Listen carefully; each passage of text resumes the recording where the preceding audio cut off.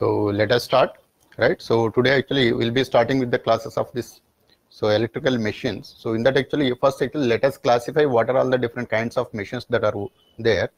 Then actually we will discuss what are all the basic principles behind the generation of the EMF or actually generation of the torque.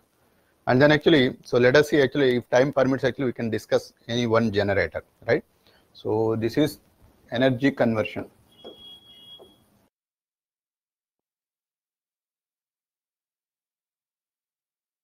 In that actually, so principles of electromechanical energy conversion.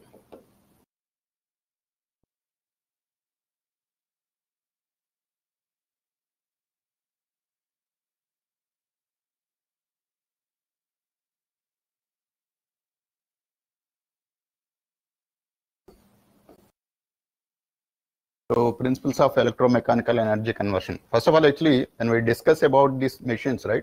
First, actually, let us classify what are all the different machines that are there. So electrical machines.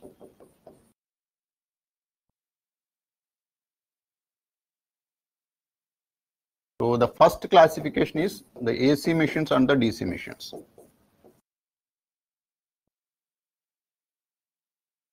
And then actually the DC machines. And again, these machines are actually classified into two different categories again.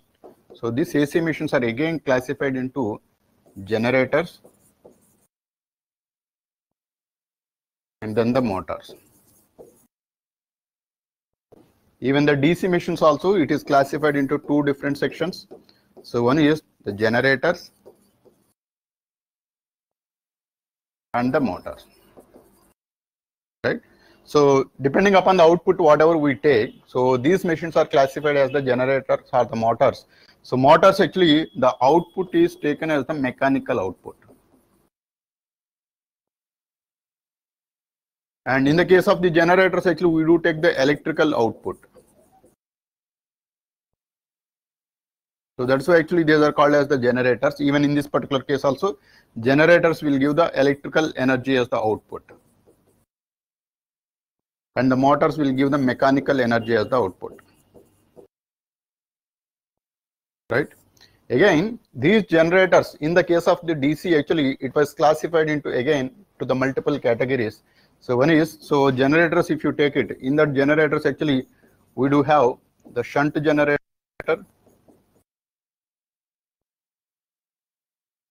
and then actually the series generator,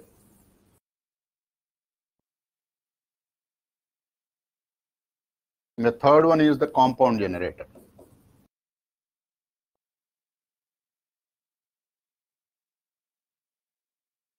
So this classification, so the first classification actually, the type of machine. So depending on which field actually, whether it is a DC field or AC field actually, so it is classified. And the second classification was made based on the output taken. So if it is the mechanical output that is taken, then we call that as the motor. And if it is the electrical output, if it is taken out, then actually it is called as the generator. Now in the third classification is actually how the field winding is connected. So depending upon the field wind connection.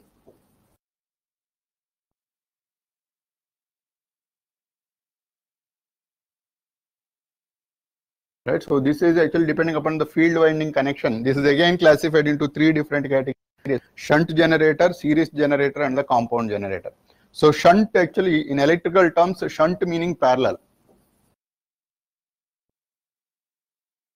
So these are actually the synonyms. So shunt or the parallel. So the parallel connection of the winding actually we call this as the shunt generator. And this shunt is again actually classified into two different categories. So this is self-excited, and then the second one is the separately excited. So this separately excited. The field winding actually, if it is connected with the own supply of the machine itself, that is actually output terminals are connected to the excitation terminals of the winding, then actually we call that as a self excitation. And if it is supplied with an external supply, then that is called as a separately excited generator. And series is only one category, but the compound is again two different categories. So compound machines actually, so cumulative compound and the second one is the differential compound. Right, so cumulative compound and the differential compound generators. So that is how actually we classify. So here actually this is a combined of the series and the parallel connections together. So there is a parallel shunt winding and there is a series winding. So these two actually connected to the armature, and these two windings together actually, if the fields are aiding to each other, then that is called as a cumulative compound. And if the fields are one opposite to the other, so shunt winding fielding and then actually the series winding field, if both are actually opposite to each other, then actually we call that as a differential compound generator. And the same kind of classification depending upon exactly the same connections and the same scenario, but if it is operated as a motor, that means actually the output taken is of mechanical, all these classifications still holds good actually even for the motors as well. And these are all the machines actually what we are going to discuss in the case of the DCs, right? So this is the classification entirely. So DC machines in the generators and the motors, again the generators and motors actually are classified into shunt, series and compound. Compound is a combination of the shunt and series together. So if it is aiding together, the fields are actually aiding together, we call that as a cumulative compound. If it is opposing each other, then that is called as a differential compound.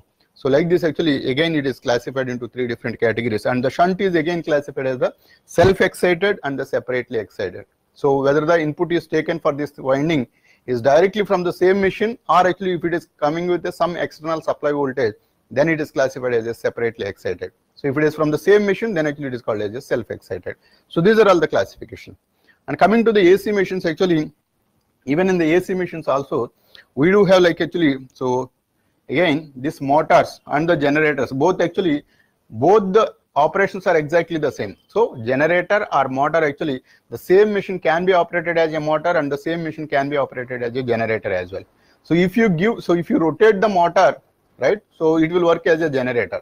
So or actually for the motor, actually if you supply electrical energy, then actually it will give the mechanical energy as the output. So the same machine can be used in both the cases. That is the reason actually the heading is the energy conversion. It's not separately stated as the generators or the motors. So it is the same machine. Depending upon the output, whatever we take, so that actually is implemented like that, right? And actually, so here actually, so induction machines. So this actually works on the principle of the induction. So there is a rotating magnetic field that is going to be generated in the case of this three-phase supply, and that rotating magnetic field itself actually, even if there is a static winding there, actually it will try to induce EMF there, or actually if the EMF is short circuited there, then actually it will again induce the counter magnetic field which will be used to rotate it. So hence actually, so this is a induction machine, and there is actually the synchronous machine.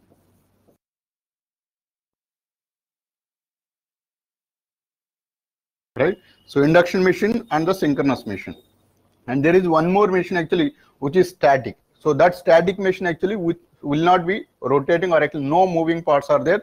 That machine actually works on the principle of the induction machine itself. That is what is the transformer. So like this actually there are three different kinds of machines actually that what we are going to study in the case of the AC machines. But all these three kind of machines actually we work with the three phase. Right, so three-phase machines are important in the case of the AC, because in day-to-day life actually we'll be using only the three-phase machines, not the single-phase machines. Single-phase machines also we do study, because actually in the household purpose actually we do use the single-phase machines. So that single-phase machines actually will separately studied, but actually that is of not very important for us. So single-phase DC machine, sorry, AC machine. Right, so single-phase AC machines, and there are some special machines like the reluctance motor. So such kind of machines actually we don't study it, because actually that is not part of our syllabus. So there are actually many special cases actually that are there. All those machines are actually small topics, so one paragraph topics actually. So all those things are not part of us, so that's why actually we don't study the special machines. So these are all the machines actually we will be studying in detail, in depth, to each and every aspect. Got it? Right, so this is the summary of what we are going to discuss it. Now let us see. So depending upon this, now first actually whenever we were talking about the machine, so it is the generator and the motor is one and the same, but actually on what principles actually it works out, so that we need to understand first. Now let us see one particular case. So generation of EMF, let us say. So generation of EMF. So EMF meaning electromotive force. The force required to motivate the electrons. Right. So this is actually, so in all the analysis actually we usually represent with a letter called E. So this is the EMF generated. So this is the generated voltage.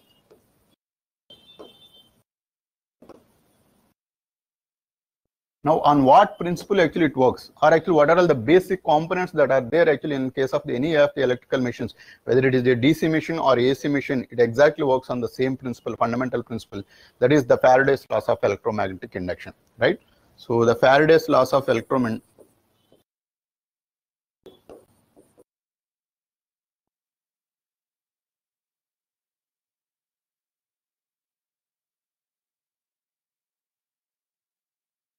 right? And here actually what happens is, whenever there is a magnetic field, first actually we start with the magnetic field. Suppose if there is a pole like this, so this is a magnetic pole. So this is the north pole and this is the south pole. If there is a north pole and the south pole, then obviously actually there will be lines of force actually that exist between any north pole and the south pole. The lines of force actually meaning that, suppose actually if I have, suppose like this. Now if I keep one particular iron part here, and this actually is the north pole and this is the south pole, and then actually this will be repelling it, and then actually this will be attracting it. That means actually this particle whatever is present here, actually if I keep it here, then actually it starts from here and then actually it moves towards the south pole and actually it ends there. So that means there is a lines of force, so that if I keep it here, then actually it will be moved like this. If I keep it here, actually it will be moved like this.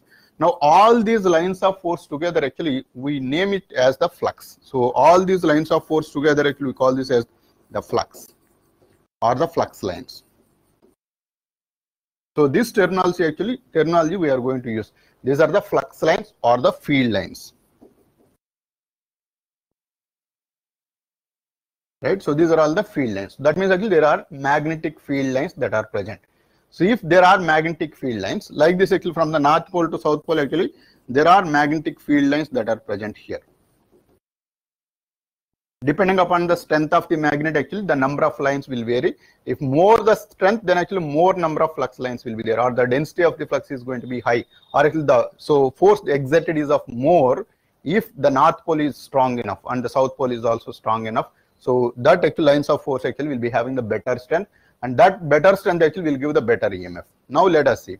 Suppose actually if there is one conductor, if I keep one conductor, actually suppose here actually there is one particular conductor, and this conductor actually I am trying to move it.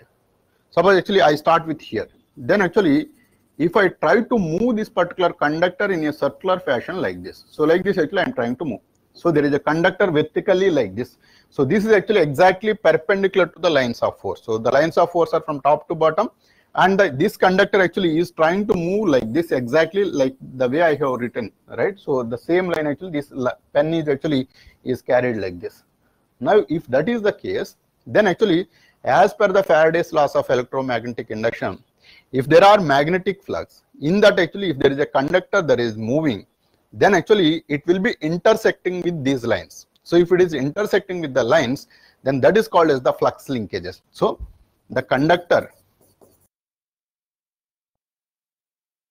intersecting with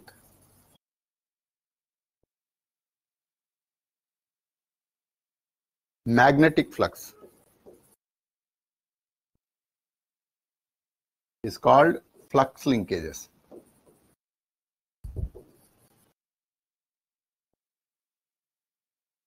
So this is the flux linkages. So these flux linkages actually, suppose actually if the flux is going to be of n, so the flux is going to be of phi. So usually this is the letter is used to measure the flux. So this flux actually is started from the north pole and actually it is terminated at the south pole. And north pole flux actually we usually treat as coming out. So coming out is treated as the positive, and going in is called as the negative. So that means actually the flux line started from here, and then actually in the downward direction actually these flux lines are shown towards the south pole, and these are the permanent magnets. So this is the permanent magnet.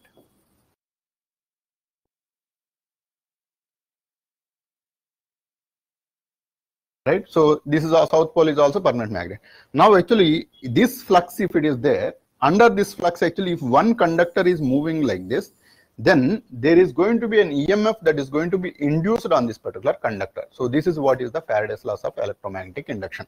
So that is, so whenever there are flux linkages,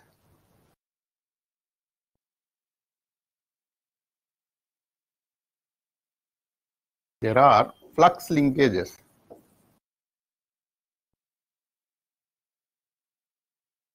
then there induces an EMF.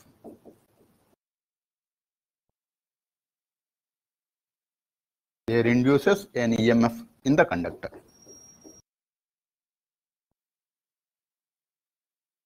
And this is the Faraday's laws of electromagnetic induction.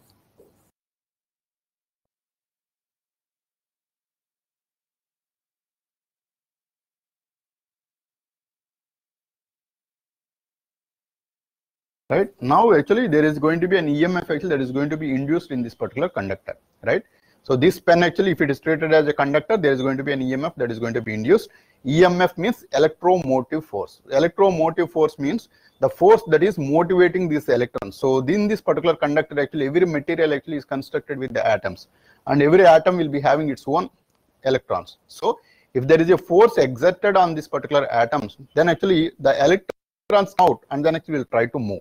So there is a possibility that if you provide a path, actually it will try to move. So it won't stay as it is. So when it is rotating in this particular conductor, that means, suppose actually if this is the conductor, and in this conductor actually, so if I keep it vertical and then I will try to move it in the magnetic field like that, then actually in this material, as it is built with the atoms, and each atom is built with the electrons, and those electrons are actually associated with certain force. So that force actually will try to drag the electrons from the atom, and then actually it will be moving in one particular direction. So that direction actually we can discuss later. So the direction, so now actually the electrons that are there here, actually it will be ready to move.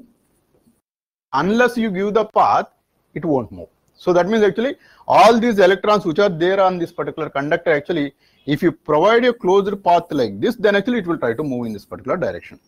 Right, so it will try to move in this direction, and this movement, see this actually, so electrons are actually neither created nor destroyed, but those are there and those are actually given, so are accelerated in one particular direction, and these actually will be moving like this and coming back like this, so moving like this and coming back like this. So this is kind of a flow of electrons that is going to be appearing, and this flow actually we are quantifying this as, so there is a positive terminal here and there is a negative terminal here, assuming that the current is actually moving in this particular direction, which we call this as the conventional current.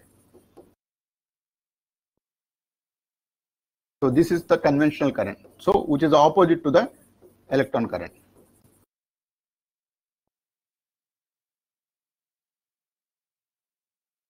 Right, so opposite to the electron current. So electrons are moving like this and conventional current is treated in the opposite direction. So that means actually this is a positive terminal and this is a negative terminal actually, that conductor. So this pen, if I take it this direction, actually we take this as the positive and this is the negative. So positive terminal and negative terminal are there now, which are having certain potential difference in between. So that potential difference actually will always try to move the electron from one location to another location.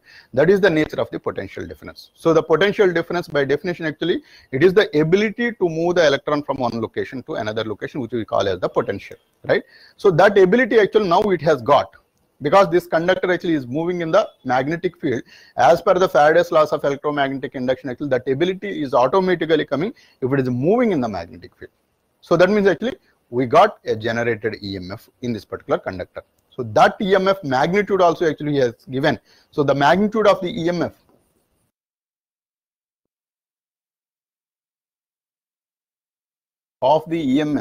generated under a flux of pi, right, is given by is equal to d phi by dt. So rate of change of flux linkages. So this is the meaning of it. So this is the rate of change of flux linkages.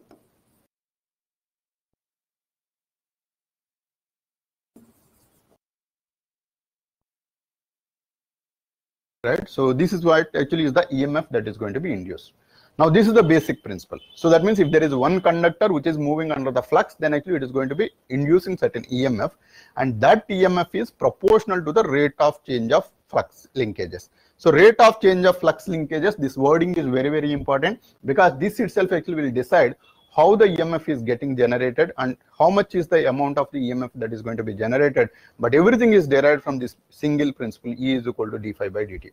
Now actually we were talking about a single conductor. If there are n different conductors, that means actually if there are bunch of conductors actually I am moving in the magnetic flux, then actually everything actually is going to be associated with the EMF, obviously, right? That means actually the amount of current it can generate is more, right? Suppose actually if there are two different conductors that are connected in series, so that is actually this is one conductor and there is one more conductor subjected to same magnetic field, but the connection is given such a way that actually if there is one conductor like this and there is one more conductor like this, and this is plus and then actually this is plus and this is minus, actually this is how if I connect it, then actually these two will come in series. That means actually if EMF is E1 here and EMF is E2 here, the overall EMF, if you take it from these two terminals actually by taking an inner connection in between, then this is going to be of E1 plus E2, right? Or actually if E1 and E2 are one and the same, because it is subjected to the same flux linkages, hence actually this is going to be of 2E, where E is the EMF generated in one conductor. That means if there are n different conductors that are there which are moving in the magnetic field, then actually n times of the EMF it is going to be generated. Hence actually this EMF equation for n different conductors, this is going to be of d by dt of n phi. D by dt of n phi, where n is the number of conductors, where n is the number of conductors. See this, so the number of conductors actually it has a significant meaning. Now if it is connected in parallel, then actually suppose actually if there is one EMF is generated here plus here and minus here, there is one more conductor which is having the same plus and minus. If these two are connected, you will still get the EMF E only because these two are connected in parallel. But we need to be considering the conductors which are connected in series but are subjected to the same magnetic flux. So in such case actually this is how it is connected. Hence actually the number of series conductors that has to be there will be giving the total EMF which is equal to 2E in this particular case. If there are 10 different conductors that are connected in series but are subjected to the same magnetic flux changes, then actually it is going to be of 10 times of E it is going to generate. So that's why actually this is the number of conductors actually which are in series, there actually we need to consider. So then into d phi by dt. And then actually the direction of the EMF is going to be given by Lenz's law. So what it states is the EMF induced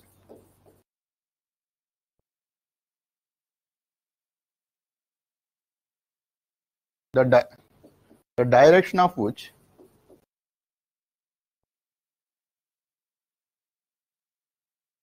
is such that it opposes the cause of its creation.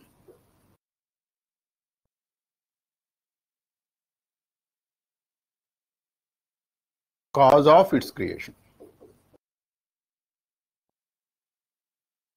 right? So here actually the direction of the EMF also it matters a lot, right? So the direction of EMF meaning, so whether the top place is getting the positive or the negative, or the bottom place which is getting the positive or negative, that is going to be decided by this Lenz's law. What it states is it always opposes the cause of its creation. Now what is the cause of its creation here? See this, so whenever we talk about a generator, so here actually there is a conductor here, single conductor we are analyzing, and this is trying to move in this direction. While it is moving in this direction, actually it is intersecting with the magnetic flux. That is the cause. So as it is intersecting with the magnetic flux, and that is the cause which is creating the EMF, and it will always oppose the cause of its creation. How it can oppose the cause of its creation is, now let us say this pen actually is a conductor and it is inducing certain EMF, and that EMF actually, if you try to make a closed path, as there is an EMF actually that is going to be generated like this, and if you complete like a closed path, then actually there is going to be a continuous current actually that is going to be flowing, and this cell is nothing but the conductor which is inducing the EMF now here. So this cell actually, if it is interpreted as a single conductor, then if you close the line, then actually it is causing certain current to flow. And then actually if there is a current that is flowing, and as per the Ampere's circuit law, which states that there is going to be a magnetic field that is going to be induced if there are moving charges that are present in any of the conductor. So this is one more important principle that we need to understand. So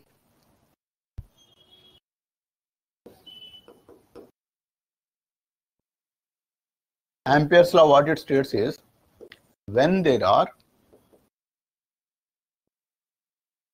accelerated electrons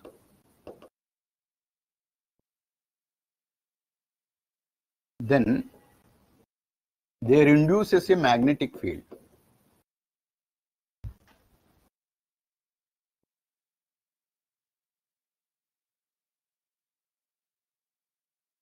So there induces a magnetic field. So this is one more important principle, and the direction of which actually he has given. So the direction of the EMF, sorry, the direction of the magnetic field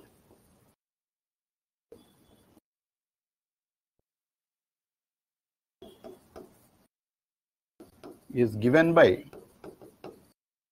right hand thumb rule.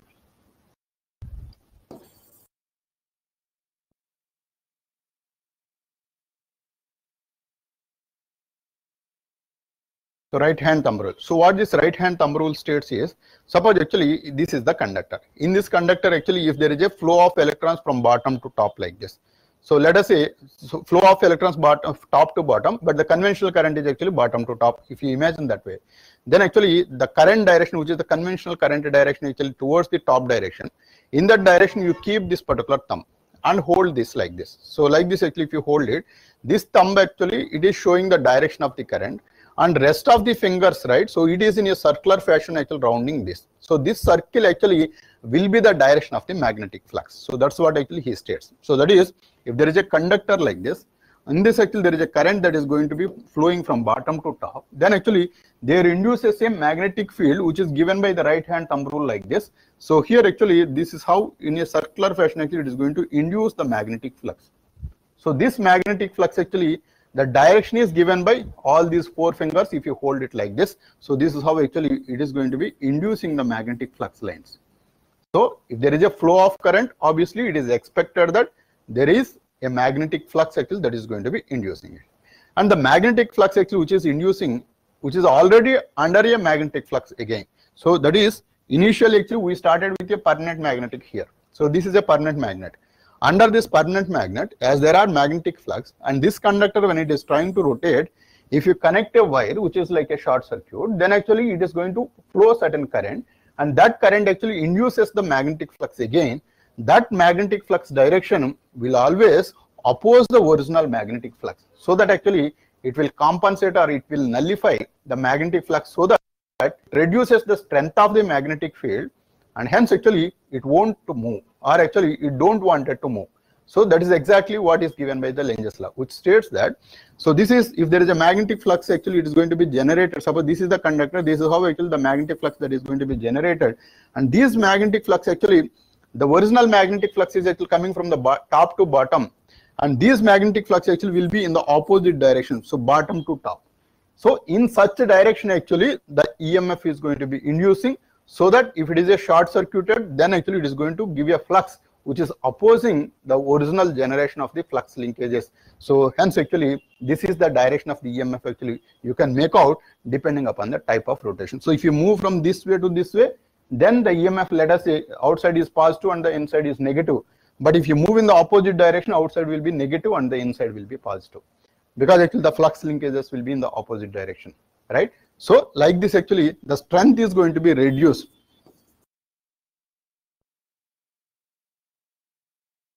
Will be reduced.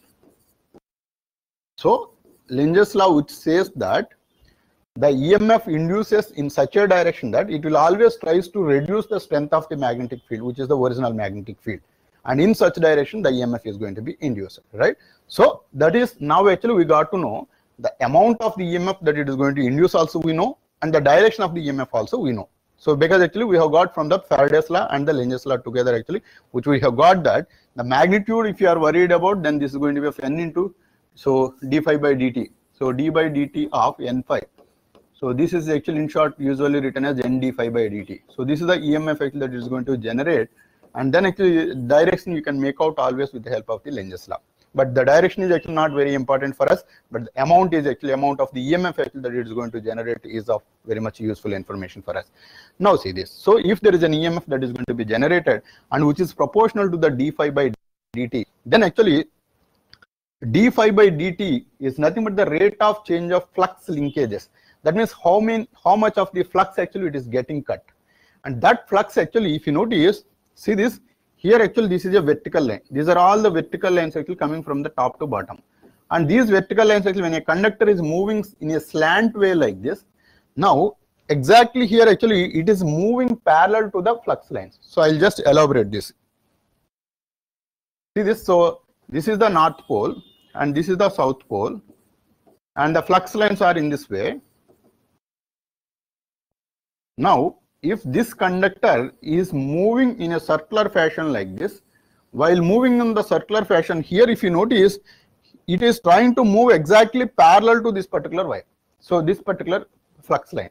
So if it is moving in a parallel fashion, there won't be any intersection with the flux lines. So that means here actually the EMF that it is going to induce is going to be of 0 because no flux linkages. So flux linkages actually how effectively it is cutting that particular line. So there is no effectiveness because it is moving in the parallel. Suppose actually if it is moving like this, so if it is moving like this, then actually there is no interconnection. So if it is moving exactly perpendicular to this, then there is an intersection between these two lines. But here actually it is moving exactly parallel at this particular point. At this particular point also it is moving parallel.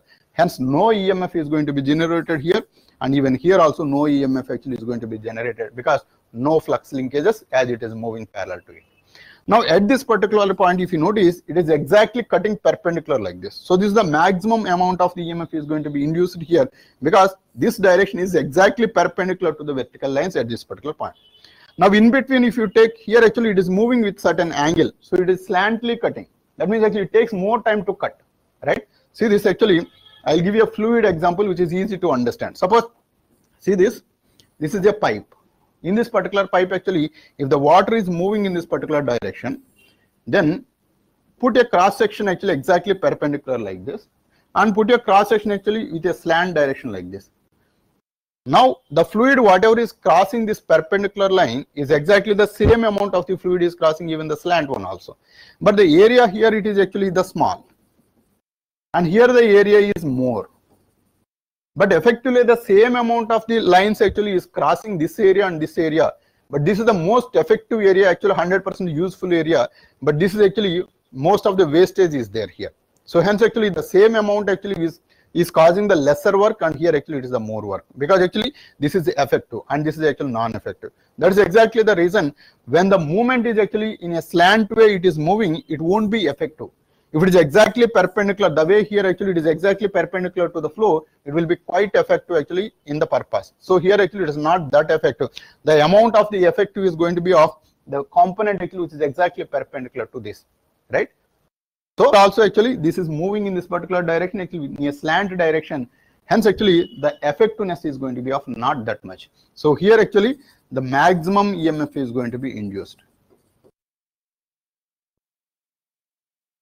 And here actually 0 voltage will be there, and exactly actually is, so it started with 0. So the way it generates is it starts with 0, it reaches the maximum value at this particular point by the time actually it reaches here, and then actually when it is coming down it slowly reduces exactly in the same manner. It increases in this particular direction, it reduces the same pattern, and then actually it comes out to be 0. So this is actually the maximum point, and this actually it reduces and then actually it will come out to be 0 at the other point. So if I name this as A, this is B, this is C, and this is D, then actually this is the point A, and this is the point B, and this is the point C.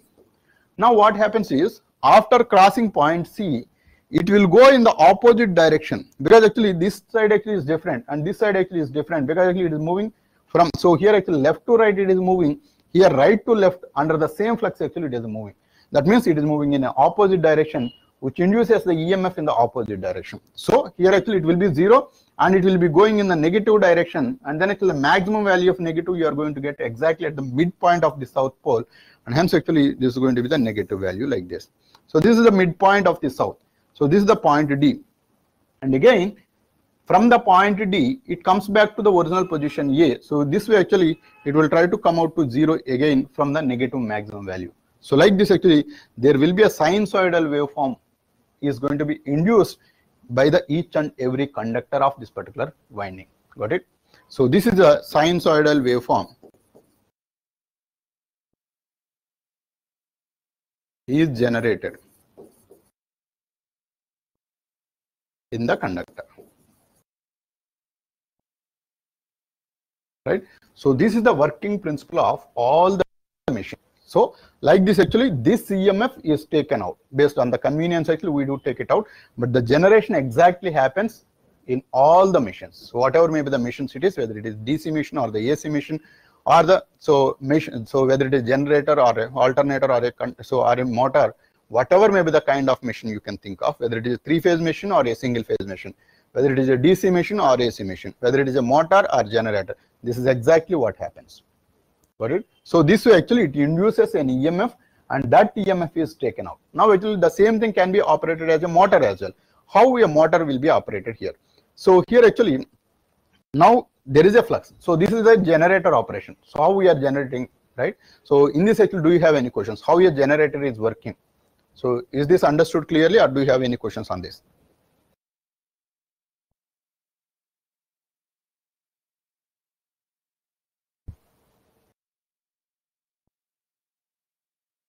Yeah, it is always a motion, but actually the principle actually works exactly the same. That is actually, it doesn't matter whether you rotate in a circular fashion or not.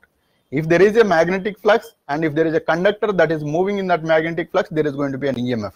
But this circular rotation, why we are taking is because the circular rotation is always easier to generate, or actually you can easily generate a circular motion rather than a linear motion. So that is the reason actually we use the circular motion for rotation. That is so that's why actually we take a diesel engine and actually try to rotate the generator there. So that is actually easy to do it. But it's not that actually if there is a magnetic flux lines like this, and then actually if you move your conductor perpendicular to like this, then actually you are going to get the maximum flux, right? Maximum flux linkages actually you are going to get it, and still actually you will be able to get the EMF, maximum EMF you are going to get it. But actually mechanical considerations actually will say that actually it is advantageous. It is purely the mechanical considerations. From the electrical point of view, you can still generate the EMF base. Got it? For the sinusoidal wave generation is the circular way, right? Okay. So now actually in all the machines actually, whether it is a DC machines or the AC machines, or so three-phase machine or any kind of machines, it is the sinusoidal wave that is going to be generated. Even in the DC machines also, it is the sinusoidal wave only it is going to be generated. But the way we take it actually is different. So the sinusoidal wave actually we are taking as a DC. Outside actually it will come as the DC supply, which is the constant value of the voltage or the current it is going to get it. But inside it is generating only as even the DC machine also. So the way we take it is different. So there is a special equipment called the commutator actually is going to be there. That commutator actually while taking actually commutator, and this equipment actually while taking actually it will convert from AC to DC, and then finally we take the output as DC. It's not a great equipment. It is just a mechanical equipment. We tap only the maximum points and then it will take that. So if you take only this point and this point for all the conductors, every conductor whichever is coming, if you tap only this point B and this point D, then actually it is always that actually you see as the maximum value of the voltage here. So maximum positive here and maximum negative here, and these are actually taken out, which is a mechanical equipment. While tapping the output actually we tap it only at this particular location, so that actually you will get only a fixed value actually at the end. So that is the kind of equipment actually we are going to use. This is purely a mechanical equipment. So no electronics is there in this. So this is what we call as the commutator. After generation of AC actually we have taken DC as the output. If it is as it is taken as the output, then actually that is a AC generator. If it is as it is taken as the output. So that's actually depends on actually how you are going to tap it out. If you need DC, you are going to take as with the help of this commutator. If you need AC, actually we take that with the slip rings. There is something called the slip rings. So that actually we use actually to take the output as the sinusoidal wave as it is, which we call as the AC. But the principles are exactly the same. On this only actually it works. Now the same kind of scenario we take to a different. See this is the North Pole and this is the South Pole. Then actually the magnetic flux lines are actually coming in this particular manner. Now under this magnetic flux lines, so I have one conductor like this. On this conductor actually, now earlier actually what I did, I tried moving the conductor in this fashion. So while rotation actually it is generating the EMF. So this is what actually We just noted that, right? So that's what we call as the generator. Now actually, rather than rotation, what I do is actually I'll give, so this particular conductor I will supply with a positive terminal and the negative terminal. So if I supply with the external power, so now actually I am not moving it. I have supplied these two terminals with a positive and the negative terminal. Now actually, when there is a current flow in this particular conductor, as per Ampere's circuital law, it states that actually there is going to be a magnetic field that is going to be induced if there is a current flow in this particular conductor. Now, this magnetic field, whatever is there, right? So it is trying to induce the magnetic field within this particular surrounding this particular conductor, and this magnetic field actually, yes, if there is a current flow like this, then actually it will try to induce the magnetic field like this. And this magnetic field, so let us say actually this is actually the magnetic flux lines are actually from bottom to top, let us say. So this is actually bottom to top. Now what it will do is actually these two are the magnetic flux lines, and this is also the magnetic flux lines. And then actually obviously depending upon the direction of this magnetic flux, so this actually, this is being the north pole and this is being the south pole, and this north pole and this north pole will be opposite to each other. That means actually both of the north poles actually will always repel each other. Both of the south pole actually will always repel each other, and north and south will always get attracted. Now see this actually, the orientation of this magnetic field, if you try to consider the upward direction as the north and the downward direction as the south, then actually, so this actually will, this north pole actually will try to repel this, and then actually it will try to push in this direction, because this north pole actually is getting induced, so it is getting attracted towards the south, and this north pole actually will try to repel it. So it is repelling it, and then actually it is getting it, right? So this north pole will repel and this south pole will attract, and then actually this conductor actually will try to move in this particular direction, right? So this actually is moving in this particular direction, and hence actually now actually by the time it comes here, actually the flux orientation is getting changed in the opposite direction. Now actually it will try to repel and it will come to this particular location. Again actually from here actually it will be attracted towards this, and by the time it comes here actually the orientation is getting changed, and hence actually it will be coming in this direction. So that way actually it will try to rotate by repel and attractive forces to each other, and that way actually this motor works. So under the same scenario, the same construction, if you give the external supply, then actually it is going to induce the magnetic field such a way that at one location it is going to be repelling, and at the other location actually it is trying to attract it. And by the time it comes here actually the, so negative, so we will be supplying with the AC voltage. So right, so by the time actually it comes here actually, then actually if you supply the negative half, then actually it is going to be a field which is opposite to the south pole, hence actually it is going to be attracted towards this particular direction. Like this actually, this conductor will always try to move as you are supplying an external voltage to this particular one, which is of AC. Got it? Is this understood? Right? So like this actually this will be continuously rotating, and this is what we call as the motor. So now the conductor is moving. As the conductor we are moving it, and this is what actually we call this as the nature of the motor. So this is the motor. So this conductor actually is now connected to a shaft. Shaft is a mechanical equipment where you can take the mechanical output. So that is called as a shaft, and that shaft actually will give the mechanical output for us, because actually for that shaft actually we have tightly connected this conductor. So if this conductor is moving like this, then this shaft actually will always try to rotate, because actually this is how actually it will be rotated. So it's keep on rotating like this, and this is what we call as the motor. Got it? So the construction is exactly the same. If you supply the power, then it is the motor. If you don't supply, and rather than that if you rotate it, then actually the output you can take it out from there, and that's what we call as the generator. Got it? Same principle even with the AC machines or the DC machines, or actually all the kinds of machines, actually it is exactly the same principle, it works. Got it? Any questions on this? Right? So this actually will be coincident, that is this north pole actually will be coming when the conductor is at this particular location.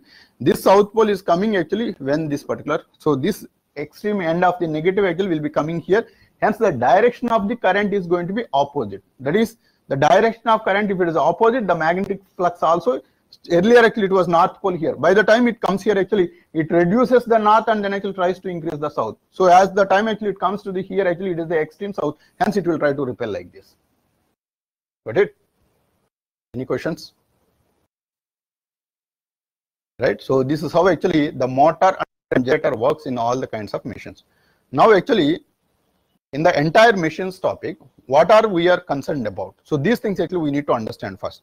So what we are concerned is, so how we classify this as a motor and the generator is, even though the working principle is exactly the same, then actually here the input whatever is given. So this is what is the input, and this input actually, let us take one particular scenario, let us say motor.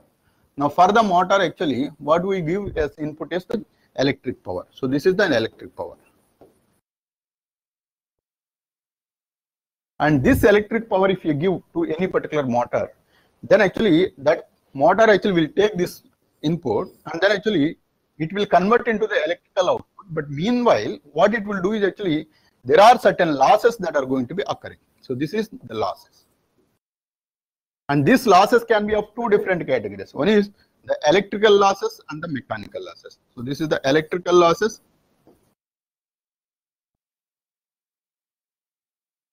and mechanical losses.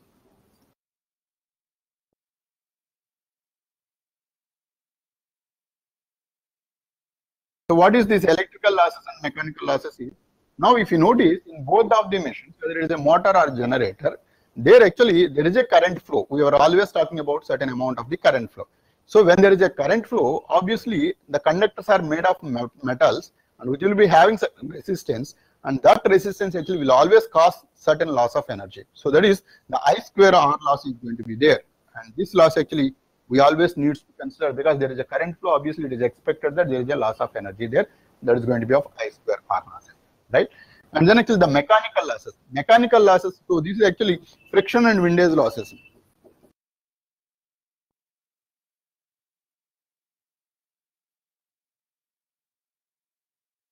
So friction and windage losses, we call this as the mechanical losses.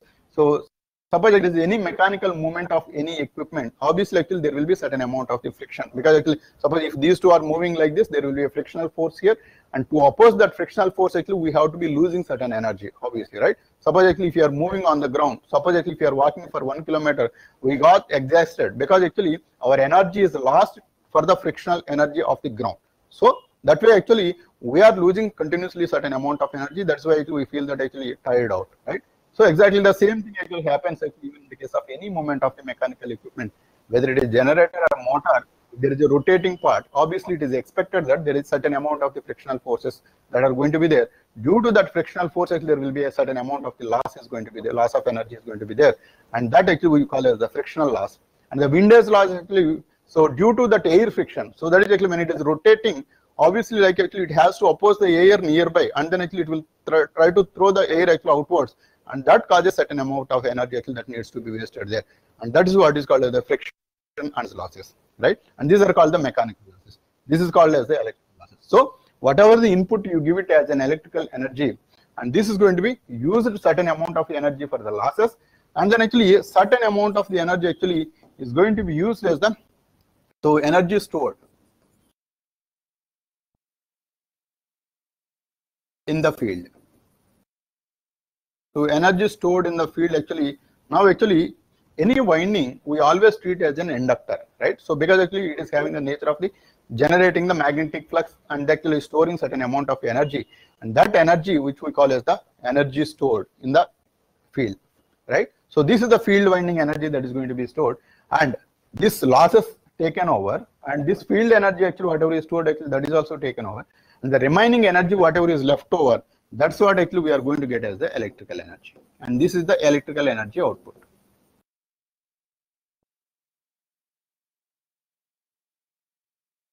So this is the electrical energy output actually which we take it out, right? So this is the output actually.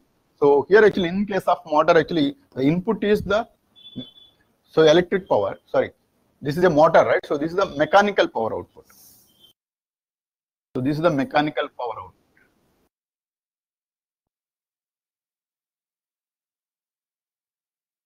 Right, so mechanical power output is taken from there, and this is what actually is the output, and this is the input, and the efficiency is defined as always the output divided by the input energies, right? So output power divided by input power actually, which is usually expressed as a percentage by multiplying this 100. This is what is called as the percentage. So this is how we calculate. So all the questions that are related to UPSC are based on the output power calculation and the input power calculation and the loss calculations and calculating the efficiency. All the questions are related to only this. And the weightage of this DC machine is also very, very high. That also you have to keep it in mind. And again, actually the same thing actually you can revert in a different manner also. Suppose actually if the input is of the mechanical. So this is the mechanical power input. Mechanical power input meaning we are rotating the generator. So we are rotating with some external input, right? So we are using a DC, we are using some mechanical equipment or mechanical engine like a diesel engine, and then actually we will be using the diesel engine to rotate the generator, and that is the input which was given to this particular machine.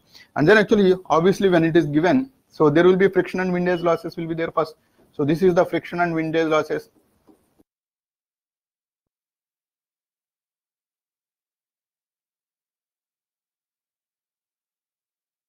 So this is the friction and windage losses, and then actually afterwards, actually after the friction and windage losses, actually as it is rotating in the armature, and then actually it is going to generate the EMF, and that EMF actually if there is any current flow that is happening, then obviously it is expected that the I square R loss will be there, and this is called as the electric losses.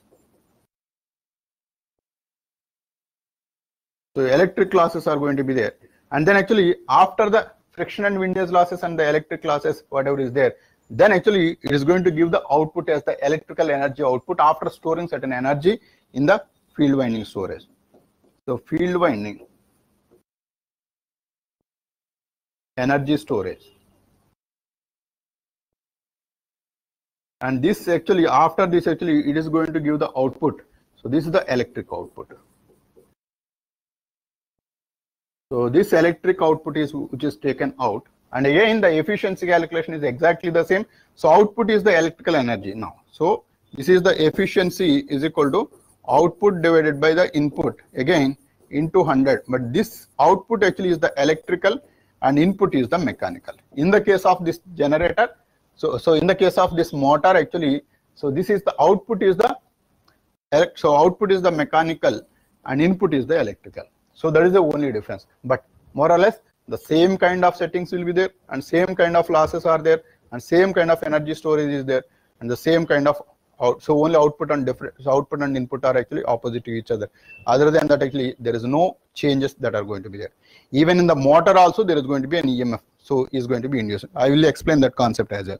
See this actually, in this actually we were calling this as the motor, and as you have given the supply voltage externally, and this conductor actually is flowing certain amount of the current, and that current actually will try to induce an EMF such that, that current actually will try to induce the magnetic field. That magnetic field actually will try to rotate in the influence of this magnetic field by intersecting with these two magnetic fields together.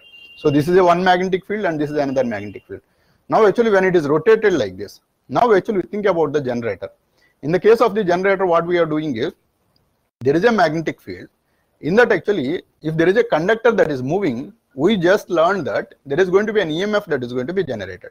So in the motor also we were doing the same thing, but we are externally moving it. So we are moving it. Then, so here actually as the motor trying to move, it is intersecting with the magnetic flux lines again. That means actually it works as if like it is a generator again, even in the case of the motor. So in the motor also there is going to be an EMF that is going to be induced, which we call this as the back EMF. Because actually like the generator it is still operating. So when the motor, so it is given with certain supply, there is a magnetic field, so there is a current that is flowing, and that current causes the magnetic field to be induced, and that magnetic field and original magnetic field intersection together actually will cause a mechanical force to be developed, and that mechanical force actually will try to move the conductor in the magnetic field itself. As there is a movement of the conductor in the magnetic field, it works as a generator. Hence actually in this particular conductor actually there is going to be an EMF that is going to be induced, and that EMF will be opposite to the voltage. So if you give a supply voltage of V, internally it induces an EMF EB, and this is what we call as the back EMF. And this is called as the back EMF. So though it is a motor, there is going to be an EMF that is going to be induced. The amount of the current drawn from the supply is dependent on V minus EB divided by the resistance of the network. So this is the amount of the current. Now here actually if EB equal to 0, if EB equal to 0, which essentially means that initially you have given just the supply. By the time actually you have given the supply, this conductor is not moving because you just gave the supply. Now if it is not moving, then actually the EMF generated is dependent on how many flux lines it is intersecting. It's not yet started moving, then actually you have given the supply, you just started moving it. That means actually as there is no movement by the time, hence actually there won't be any EMF that it's going to generate.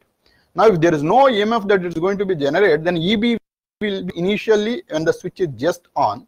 That time actually the amount of the current drawn is going to be of V by R. But this R value is actually very, very small, of the order of 0.01. You have given a supply of 230 volts. And then actually it was connected to a resistance of 0.01 ohms. And EB is not yet generated. Hence actually the amount of the current it is going to draw is, so 230 volts minus 0 divided by 0.01. This is going to be of 23,000 amperes. So this 23,000 amperes of the current, if it is flowing in this particular winding, then actually it is going to damage or it will burn out, right? So this is exactly the reason why there is a special concept called the starting of the machines. So the starting of the machines is mainly targeting this reduction of this particular current, so that actually it won't damage the motor. And then actually the motor, by the time actually it starts and then actually it starts rotating, then EB is almost like V. So when it is completely rotated, V and EB are actually almost equal. Usually V minus EB value actually is of the order of maybe the 10 volts or the 20 volts, like that, right? So if it is 10 volts, then actually 10 by 0.01, so then it is going to be of 1000. So rather than 20,000, actually now it is going to be of 1000 amperes, like this. So starting is a special phenomenon. So we need to understand that only to reduce this particular current. So this actually is a special topic for us. On this also we were getting the questions. Got it? So that means even in the generator or even in the motor, in both the cases actually the EMF is going to be induced in this particular winding, right? But in the case of the generator, so EG is always greater than the terminal voltage which we have taken out. And in the case of the motor, actually this is in the case of the generator. In the case of the motor, actually V is always greater than EB. Hence actually the current is taken into the motor. And in the case of the generator, as EG is more, hence actually the generator will give the current to the outside world. So that is the only difference. So in any electrical machine, so here if EG is more than V, or the terminal voltage actually is lesser than the generator voltage, that is called as a generator. And if EB is actually greater than, sorry, V is greater than EB, that is the terminal voltage is more than the generator voltage, which we call as the motor. So that works as a motor if the supply voltage is given. So obviously it is expected, right? So this is a complete understanding of the working of the working principles of the machines. Got it? So is there any questions on this? You can ask me now.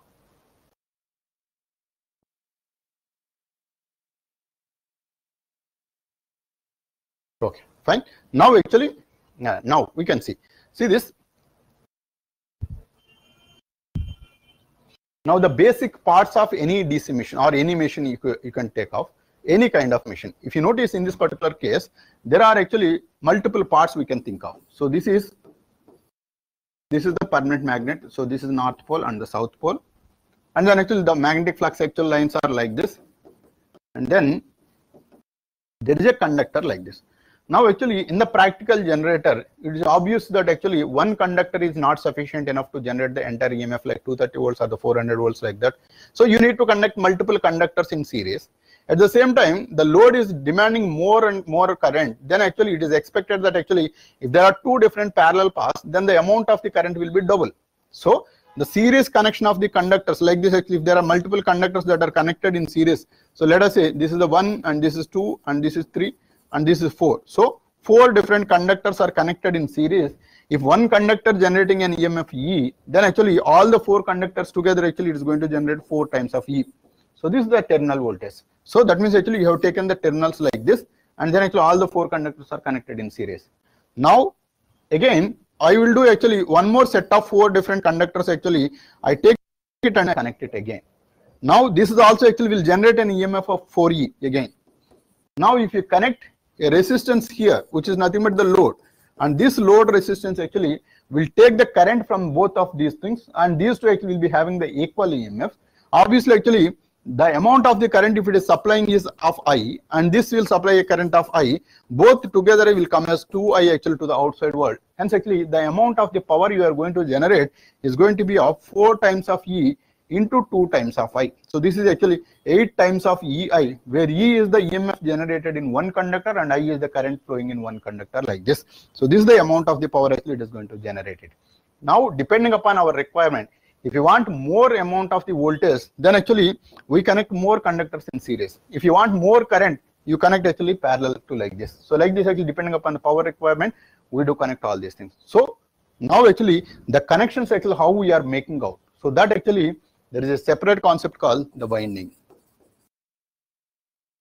So this winding actually there are 2 different kinds of windings actually that we are going to talk about. One is the lap winding and then the wave winding. Right, so lap winding and the wave winding. So in the case of the wave winding, actually we connect like a wave. So that is the reason actually we call this as a wave winding. Lap winding actually depending upon the number of poles that are present. So we do connect actually that many number of conductors in series and parallel combinations. So that is the reason actually there is a concept called the lap winding. Now actually first we understand some other terminology like the poles and the field or the armature. What are all the things actually, these terminals we need to understand, then actually we can come back to this winding again. Now see this actually, this is what actually we call this as the pole. So this is called as the north pole and this is called as the south pole. And north pole and the south pole, right? And then actually there are multiple conductors actually that are connected depending upon the combination, whatever we require in this particular manner. And then actually that winding actually is trying to rotate in this particular field winding. So in this particular flux, right? Now this winding, whatever is rotating, so this is made of wires, right? So this winding is called as armature, which is very, very crucial part. So this is called as the armature winding, right? So this armature winding actually is the place where the actual EMF is getting generated, and which is taking the 2 terminals actually we do take out from this particular location. 2 terminals actually we take as the output. And this is actually one is the positive and another is the negative actually, which we take it from the armature terminals, right? So the same terminals actually we do take it even in AC also, which we take from the slip rings. So these are actually connected to a commutator of the slip rings, and depending upon the requirement, if you want AC or the DC. So DC, then it is connected to the commutator. If it is AC, then it is connected to the slip rings. So that actually there is a separate topic on the commutator actually, which I am going to discuss in detail down the line. Now this is called as the armature winding. And then actually this is the north pole and south pole, and it is very tough to get the permanent magnets in the world, right? So rather than getting the permanent magnet, as we know one more principle, if there is a current flow, then it is expected that there is a magnetic field that is going to be generated. If that is the case, I can use the same principle even to generate a magnetic field there. So for that actually what I do is actually I take one iron core like this, and this is also one iron core like this, and for this actually I take, this is how actually I keep a winding, and this winding actually like this actually I'll connect it. See this? So now actually I supply an electric current here. So if I supply the electric current, I have taken a simple winding, and that winding actually is wound across this particular iron part. So this iron part obviously actually it works like a magnet now. So like the winding is wound in such a way that actually it is going to generate a north pole here and it is going to generate the south pole here. And depending upon the amount of the current you push in, the amount of the magnetic flux strength actually is going to be dependent. If you supply more current, the more magnetic flux is more. If you supply the less current, the magnetic flux is going to be of less. So like this actually the field or the magnetic flux that is going to generate is dependent on the amount of the current actually which we are going to take it. That means motors can be made with 2 different variations. One is the permanent magnets and another is the magnet or the electromagnets. So permanent magnets are actually, if you take it the direct permanent magnet, and then actually we can use that flux and to generate the EMF, then that is called as a permanent magnet machine. And this is actually the flux is generated with the help of the electric current. So this is actually in all the electrical machines what we are going to study is of this particular nature. We don't use any permanent magnets in our analysis, right? So permanent magnets are actually we don't use it, usually we don't get it, because the strength also is going to be reduced down the line. But in this case actually depending upon the amount of the supply we are going to give it, so the flux is going to be generated.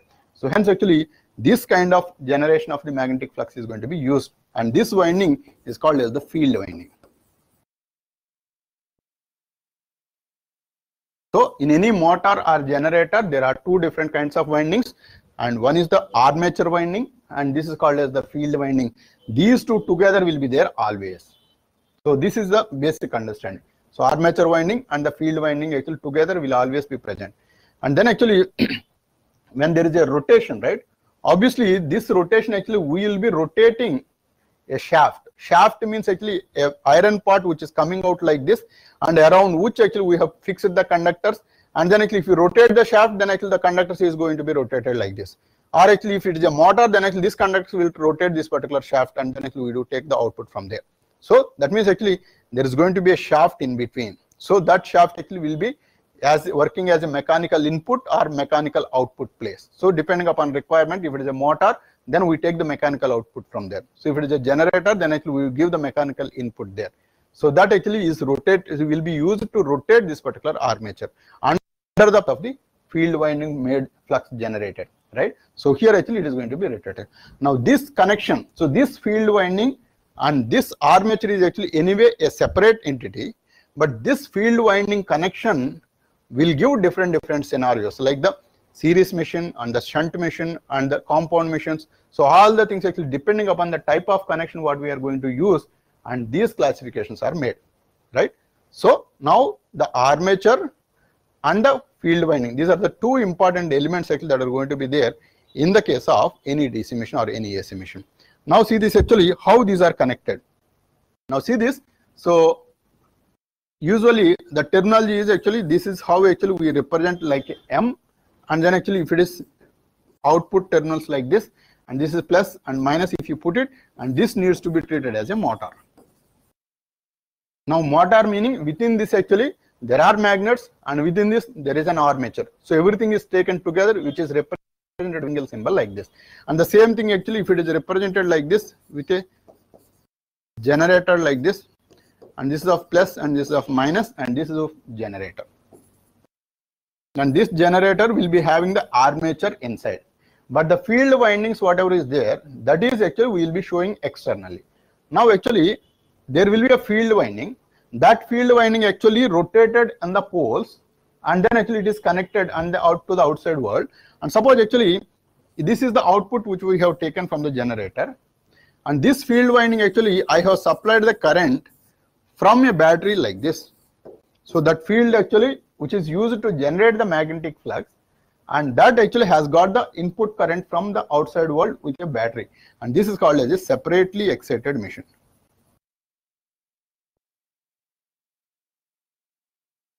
So why I am calling machine as, if you replace G with M, that is a motor. So if you, so this is a generator. So this is a separately excited generator, and the same thing if you do it here, the separately excited motor. Now again actually if this field winding is directly connected to this particular machine, that is suppose this.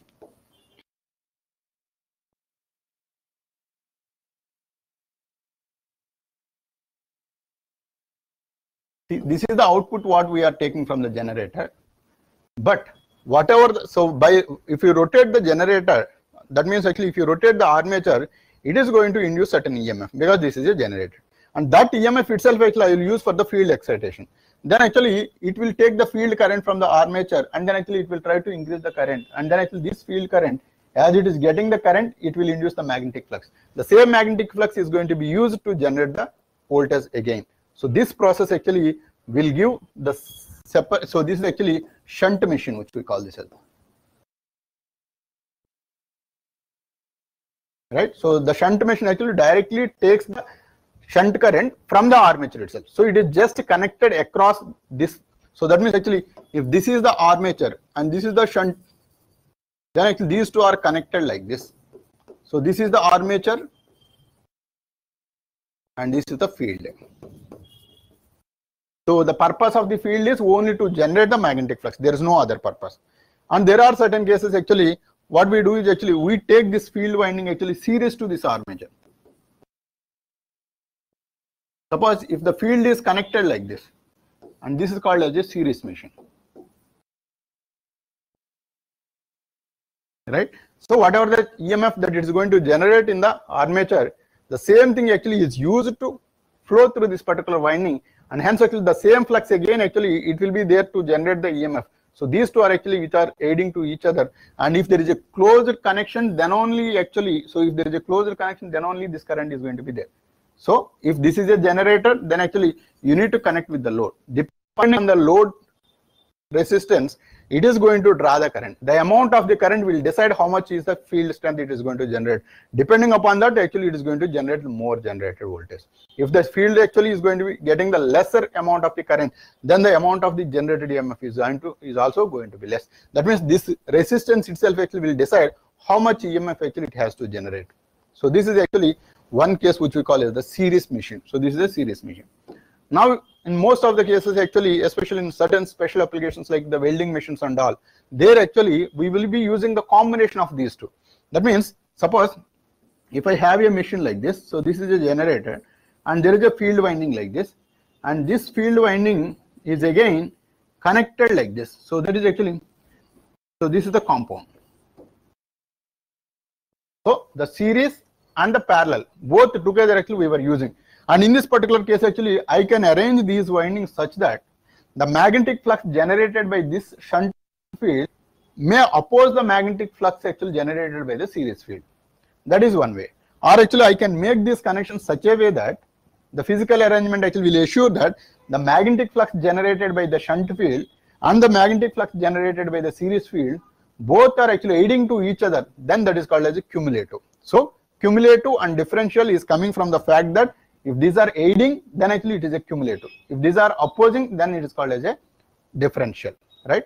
And again, actually there are one more classification: long shunt and the short shunt. This kind of scenario which we call as the long shunt, and the short shunt is